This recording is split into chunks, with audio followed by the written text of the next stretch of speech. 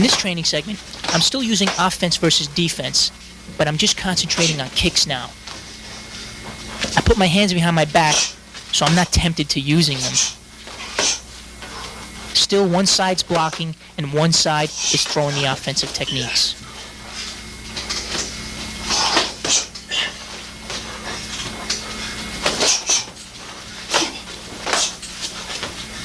This is where you really learn about distancing.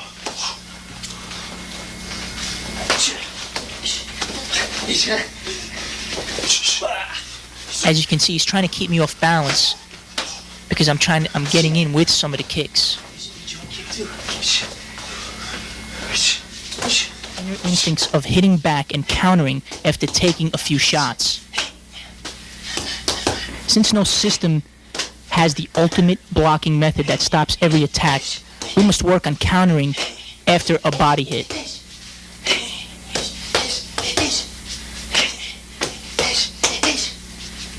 This type of training helps you take techniques as well as dishing them out.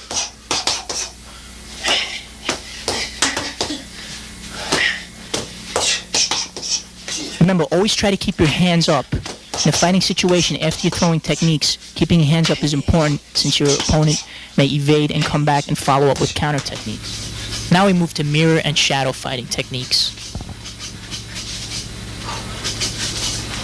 Right now I'm throwing in various combinations.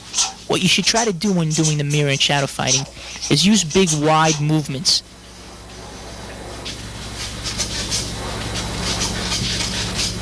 From analyzing the footage here, I actually see that I'm a little stiff in the upper body, something that I have to work on. This is why, by looking in front of the mirror, you too can figure out what your weaknesses might be and work on them. Sparring methods. Keep in mind that you and your partner are both learning from one another. Be very careful not to injure your sparring partner with blind techniques or strikes to vital areas such as the groin, throat, or eyes.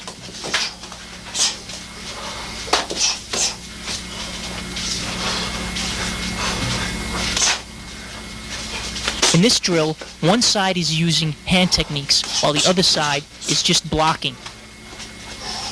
The defensive side should work on evasion, even absorbing some techniques. Notice again slowly, knee over toe, and then switching feet. Knee over toe, push forward. Knee over toe, push forward. Now speeding it up a bit.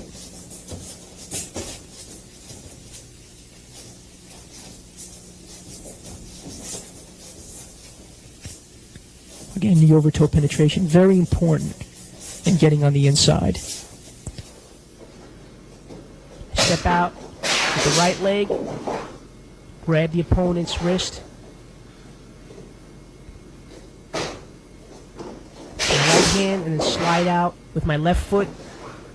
As I bridge, notice I try to keep that head and neck contact as I bridge my body, and you'll see why.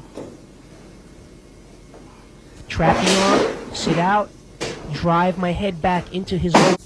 In this next drill, which I call understanding balance drill, both of us are pushing forward as much as we can and then trying to work on explosiveness and redirecting his balance. If there's any secret or key factor to throwing a bigger person, as always described in judo, it's the fact of knowing how to break your opponent's balance. This is the key. To notice this next drill here, you'll see how being big and strong could have its advantages. Although he's using technique, learning how to use his weight to reposition himself in this mounted position, straddling the opponent. Then from there you can work on striking techniques or chokes. Side. Not so much trying to take him off balance onto the floor, but give him enough movement so that he has to reestablish his base quickly. Now, of course, doing all these drills may be difficult in one session. I'm trying to give you a bunch of ideas to work with. Here we worked on some headgear. What I tried to do is incorporate strikes and grappling. Notice to strike, I have to separate. But again, notice the sticking action, always in control, working the strikes, and then going on here. But what we're doing is concentrating on the one technique, the ducking technique. can see there how he almost got me in a headlock. But even just the wrestler's lock itself, if there's not 100% commitment in the lock, you can slide out of it and then continue working with other techniques, as I did there as well. Various techniques. Notice the tackle here. Now this is what I showed you in the beginning. Notice the turnaround now. See the sprawling back going on. Now, see there was a little gap created there by separating himself. That left him vulnerable now for a choking technique. I call this a post and shoot drill. Post and shoot. Many of you heard the different sports, shoot fighting, shoot wrestling, shoot boxing. That's all incorporating some type of takedown or penetrating motion. So what I'm doing here is post and reshoot drill. And you can take it to different degrees. What I'm doing here now is just posting and shooting without taking down. You can take it to the next level, post and shoot, working into a takedown there. To the opposite side. So basically we're going from right side to left side. Notice how I adjust the foot on each direction. Now we're adding a bridge to it. So we're moving from right, left, and bridge. Left, bridge, right. Now we move to the stomach. All these have fighting implications to them. Here we're looking at a side headlock position to a bridge to the stomach.